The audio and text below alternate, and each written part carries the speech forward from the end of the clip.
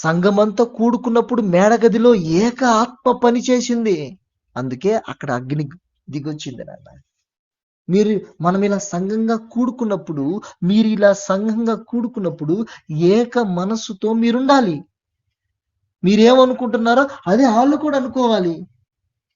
మీరు ఎలా స్తోత్రం చెబుతున్నారో పక్కనోడు కూడా అలాగే స్తోత్రం చెప్పాలి. అలా మనస్సు ఎవరిలో అయితే ఉంటద్దో, ఏకీభవించే హృదయము ఎవరిలో అయితే ఉంటద్దో ఆడోకే అయిపోతాడు. ఇక ఆడి మీదకి అగ్ని దిగి వస్తుంది కదా. మేడ గదిలో కూడా 121 మందికి ఏక మనస్సు ఉన్నింది కదా నాన్న. ఈరోజు నీకెందుకు లేదు ఆ ఏక మనస్సు? సంఘమును బట్టి దైవజనుడికి ధైర్యం కలగాలి.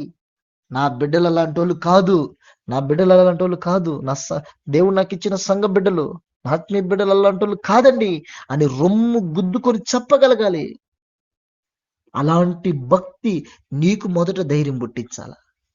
నీ భక్తి నీలో ధైర్యం పుట్టిస్తే అప్పుడు ఓకే, నువ్వు ఒక భరోసా ఇవ్వగలగాలండి.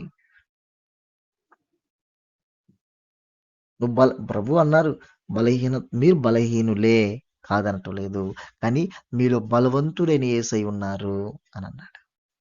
రెండోది, మీరు బలహీనులే కాబట్టి మీరు ప్రార్థన చేయలేరు. మీరు బలహీనంగా ఉన్నప్పుడు అలాగే పడుకునేస్తారు.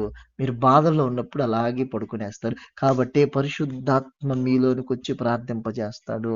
ఉచ్చరింప శక్యము కాని మూలుగులతో ప్రార్థింపజేస్తాడు ఆయనను కూడా చెప్పినాడు. అంటే నీ బాధని, నీ దుఃఖాన్ని నిన్ను ఎరిగిన వాడు యేసయ్య. దాన్ని గుర్తుపెట్టుకో మైండ్లో.